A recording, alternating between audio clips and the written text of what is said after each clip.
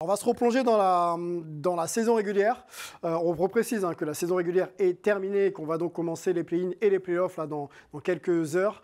Replongeons-nous quand même dans la saison régulière, puisque plusieurs joueurs ont performé, notamment Nikola Jokic et Joel Embiid. On peut en citer Kevin Durant, Steph Curry, Giannis Antetokounmpo.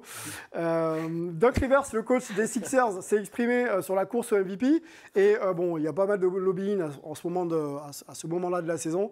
Et lui, il a clairement voté pour son joueur, Joel Embiid, en expliquant qu'il était clairement le meilleur joueur de cette saison. Je vous propose de l'écouter.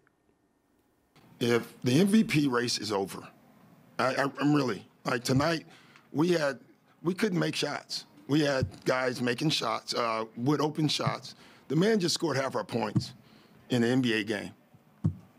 And I'm biased, but the MVP race is over. Alors, il parle de Joel Embiid, son joueur. On va peut-être afficher les stats et on va se poser la question ensemble de savoir si effectivement la course au MVP est terminée. Les stats de Joel Embiid, c'est très très fort cette saison. Alors voilà, elle s'affiche 33 points de moyenne, quasiment 55% au tir, et puis plus de 4 passes, pardon, et plus de 10 rebonds. Donc 55% au tir, c'est pas mal quand on sait le volume de tir qu'il prend, surtout aussi à l'extérieur. Voilà pour Joel Embiid. On va vous présenter d'autres profils un petit peu après. À la phrase de Doc Rivers, la course au MVP est-elle terminée? Je crois savoir que Paul est plutôt d'accord avec Doc Rivers et Fred Weiss plutôt... Alors, par principe, comme c'est Doc Rivers, je suis contre. Bon, il a plié l'affaire. Ça va être compliqué, Paul. Écoute, je vais le laisser du coup commencer, comme ça tu auras le temps de déguiser tes arguments. Ben, c'est assez simple. Alors déjà, en quoi c'est objectif que le coach qui coach le joueur puisse dire ça? Donc déjà, je trouve que c'est pas objectif. Et dire que c'est plié, ça serait un petit peu un raccourci que je ne prendrais pas. Parce que pour moi, les deux ont fait une saison fantastique. Aucun des deux serait un scandale qui gagne le MVP. Mais de le dire comme ça aussi, de façon péremptoire, que c'est forcément Joel Embiid, moi ça me choque. Parce qu'il faut ne pas oublier qu'effectivement, Jokic marque moins de points, parce qu'il a retrouvé Murray, parce qu'il a retrouvé Porter, parce qu'il s'est intégré dans l'équipe, parce qu'il fait gagner son équipe. Alors certaines personnes vont dire il faut prendre les résultats en compte. Les résultats sont quasiment équivalents. D'un côté, on doit avoir une victoire de plus, même du côté des Sixers, mais pour moi, ça compte pas vraiment. Il est intégré à une équipe où il devrait avoir moins de responsabilités, et pourtant, il est meilleur rebondeur que Joel Embiid, et il est meilleur passeur que Joel Embiid. Donc, pour moi, je ne dis pas que ça doit être Jokic, mais que c'est pas fini, ça c'est sûr. Ok, donc la course est encore ouverte. Évidemment, et tu sens que quand tu écoutes les médias américains, ils sont plutôt en train de dire que c'est partagé. On enchaîne avec Paul. Tout à fait. Alors Fred dit des choses intéressantes, comme d'habitude. Je te remercie. Elle est belle ta chemise, je te dis déjà. Merci. Alors là où il a vraiment raison, c'est que c'est kiff-kiff, on va dire. Je veux dire, ça serait pas un scandale de le donner à l'un ou à l'autre. Ce que les médias américains prennent en compte, je pense que Melvin pourra nous le confirmer, c'est la fin de saison qui s'est beaucoup mieux passée pour les Sixers et pour Embiid à titre personnel. Ils ont été aussi beaucoup marqués, j'ai l'impression, par le match à 52 points contre les Celtics. Et c'est justement après ce match que Rivers, il a eu cette déclaration-là. Et depuis, il y a des journalistes très respectés et respectables comme Zach Lowe qu'on dit qu'ils avaient donné leur vote à Embiid. Donc là, c'est en train de switcher et je pense qu'il va gagner. Enfin là, l'NBA le met plus en avant et tout. Là, je pense que c'est plié, quoi. Ok. Terminé, on est bien d'accord. Oui, absolument. Alors, il n'y a pas d'argument. Donc, moi, je suis pas pour. Je peux entendre. Non, mais tu relançais. C'était tellement convaincant. Doc Rivers a bien dit qu'il n'était pas objectif. Il l'a bien dit. Il l'a bien dit aussi. Nous, on confirme. L'avis des médias américains et Melvin sur justement le traitement des performances des deux joueurs. On sait que c'est très proche, mais comment c'est traité aux États-Unis et est-ce que l'un ou l'autre aurait clairement l'avantage selon toi? Mais pourquoi que ces deux joueurs-là, pourquoi vous On va voir ça après. Aïe. Je pense à Melvin, non, c'est ça? on t'écoute. Ah non, faut pas.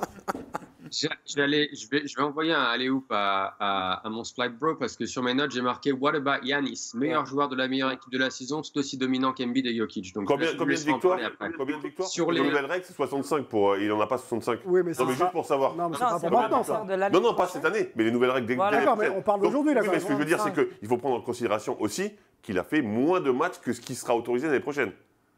Et ouais, mais 4 matchs. Mais je ne suis pas sûr que les médias et que l'opinion publique s'arrêtent sur ce critère. Déjà, moi, si. Ok, ça marche. C'est les règles de la... Melvin, reprends. Au niveau de la presse américaine, c'est vrai qu'on a eu un petit changement en faveur de Embiid depuis, je dirais, le 28 janvier. C'était le premier match entre les Sixers et les Nuggets. Les Nuggets menaient d'une vingtaine de points. Et Embiid finit avec 38 points, 18 rebonds, 5 passes et permet à Philadelphie de revenir et de gagner ce match face à Jokic. Et depuis, ça a commencé un peu à tourner. Et puis évidemment, Embiid a enchaîné les performances de folie. Il est meilleur défenseur que Jokic, donc ça a aussi beaucoup fait parler. Et puis on a aussi quand même le fait que si Jokic gagne, ce sera son 3e MVP de suite. Et ça, je pense que c'est un point qui a souvent été ramené. Alors que bon, normalement, on devrait juger sur cette saison-là, mais je pense qu'il y a une réticence de donner un 3e MVP de suite à Jokic. Donc c'est vrai que d'un point de vue médiatique, ça a basculé sur Embiid depuis, j'ai envie de dire, 2 mois. La déclaration d'Embiid au sujet de son potentiel titre de MVP, franchement, je m'en moque. Si je le gagne ou non, je suis simplement concentré sur le fait de gagner un titre. Pour le reste, on verra bien ce qui doit arriver. Voilà, donc pour la déclaration de Joel Embiid. On va sur des prédictions et des sondages surtout d'ESPN, hein, donc les confrères américains. Donc c'était au 30 mars 2023, qui voit donc Joel Embiid remporter le titre de MVP avec 790 points. Nikola Jokic aurait 788 points. Et donc l'oublié de notre discussion du jour, mais je sais qu'Angelo va rectifier le tir. Giannis aurait 612 points, donc ce serait le 3e. Vous remarquez qu'il n'y a toujours pas d'Américain dans cette liste. Giannis, est-ce qu'on banalise pas un peu les performances du Grec Complètement. Angelo? Complètement, on banalise. Et puis surtout, pour moi, ce qui est important de remettre quand même dans le contexte, c'est qu'il fait une saison qui est absolument historique. C'est le premier joueur de l'histoire à avoir des statistiques de la sorte.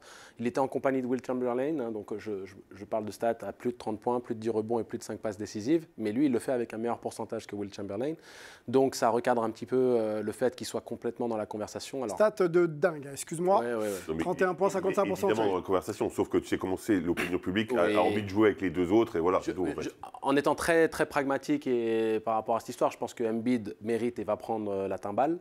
Mais c'est quand même important de remettre Giannis dans cette discussion parce que, comme tu le dis, on banalise un petit peu ses performances, surtout que c'est le meilleur défenseur de la NBA pour moi, ou en tout cas un des 3 meilleurs, et clairement meilleur que les 2 avec qui il est on va dire en ballottage pour le titre de MVP. Donc c'était important quand même de le mentionner.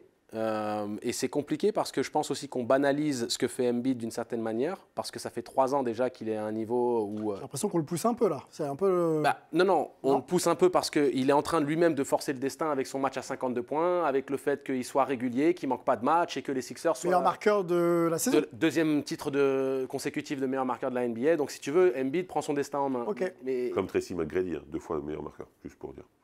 Tout à fait. Mais pas de titre de MVP pour Tracy. C'est ce que je veux dire. Voilà. Mais si tu veux, Tracy n'était pas aussi, je pense, à ce niveau de performance des 2 côtés du terrain. Et c'est ça aussi qu'il faut remettre dans la balance. Allez, un mot pour, justement, avec toi, Michael. Quel joueur a ta préférence là? On en a 3 très forts. Joel. Fais attention à toi. Non, je déconne. De Joel Embiid? Oui, parce qu'en fait, si on regarde Jokic, il va gagner le 3e MVP de suite.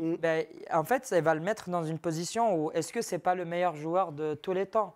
Ça, on est en train de le... Personne ne l'a dit, mais... Michael, je peux t'interrompre un instant? Oui. En fait, tu dis ça, mais je pense à un autre mec qui a 3 fois de suite, c'est Larry Bird, et personne ne considère que c'est le meilleur joueur de tous les temps. Il est dans les meilleurs joueurs de tous les temps, mais il n'est pas le meilleur joueur de tous les temps. Oui, mais en fait, il va le mettre dans une position où on va le dire que... Parce qu'il n'y a personne qui l'a gagné comme ça, et va le mettre dans une position, il n'a pas gagné de titre. Certes, c'est un très, très, très bon joueur, c'est une machine de guerre, mais de gagner 3 fois de suite, est-ce qu'il va vraiment le mériter cette... Surtout par rapport au contexte actuel, en comparaison à Embiid notamment. Est-ce qu'être assis à côté de Bird, c'est ce que tout le monde imagine quand on parle de Jokic? sur la même table, quoi. Voilà. Je pense pas. Les réticences dont parlait peut-être éventuellement Melvin. Mais Melvin, vous avez raison tous par rapport à ça, évidemment, mais c'est pas sous ce prétexte-là qu'il peut pas l'être. Ce que je veux dire, c'est que ce qu'il fait, c'est quand même monstrueux pour un pivot qui est quasiment triple-double. De moyenne dans une équipe qui est première à l'Ouest, il y a quand même... Je l'entends, mais il y aura forcément un frustré, parce que si c'est Embiid, je pense que Jokic sera frustré aussi, parce que même si lui il s'en fout, il sera en train de faire du dada avec ses chevaux, mais ce que je veux dire, c'est que quelque part, tous, les trois qu'on a cités, et j'irais même plus loin, presque Tatum pourrait le mériter aussi, enfin tu vois. Ouais, c'est très il difficile. beaucoup de un monde. cran en dessous, tu Il est sais. un cran en tout, Mais je pense, Fred, pas on si est- bonne loin équipe que aussi, Allez, pas si loin. allez, pour terminer. mais je pense qu'on est tous d'accord que de toute manière, quiconque le gagne entre ces trois mecs-là sera un ambassadeur magnifique de la NBA et mérite Oui, bien sûr. considération. Oui, Et que, oui, sûr. non. tu vois, il n'y a pas, contrairement à Sauf d'autres. si c'est un grec. Par Sinon, exemple, quand tu donnes le MVP à Nash, non mais quand tu donnes le MVP à Nash devant Shaquille O'Neal notamment ou un Kobe Bryant, c'est là où ça peut grincer les dents parce que tu dis un mec qui tourne à 15 points de moyenne. Alors oui, Phoenix était très fort, Très fort et très haut. très haut, mais bon, 15 points de moyenne et 12 passes, ok. MVP double back-to-back avec des individualités comme Shaquille et Bon, Kobe. bon, il y a débat. Il y a portait débat. l'équipe. Là, il n'y aura pas. Mot de la fin pour Michael et on Il avance. portait l'équipe Nash à cette époque-là et par exemple, le même exemple pour Jokic, pareil, quand il a carré l'équipe, quand il n'avait pas Murray avec lui, Jamal Murray Ouais. et tout. Et, Ouais, mais Phoenix était quand il n'avait pas Murray, les Nuggets étaient 6e de la conférence, alors que Ouais. Phoenix était premier. Donc voilà. voilà, c'est juste ça que je veux dire.